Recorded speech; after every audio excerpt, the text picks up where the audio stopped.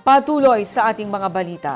Sanib puwes ang iba't ibang ahensya sa Bangsamoro Autonomous Region and Muslim Mindanao sa pagpapatupad ng operasyon ngayong undas upang matiyak na ligtas ang publiko at mga biyahero.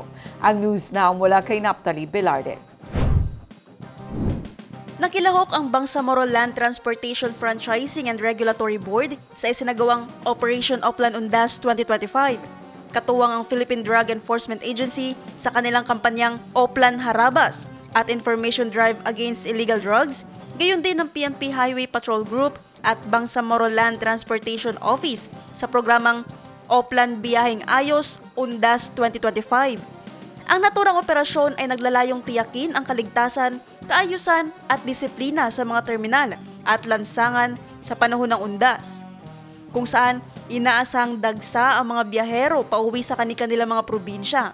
Nag-deploy din ng BLT-FRB ng law enforcement team sa iba't ibang terminal sa Cotabato City upang magsagawa ng inspection at monitoring sa mga pampasaherong sasakyan.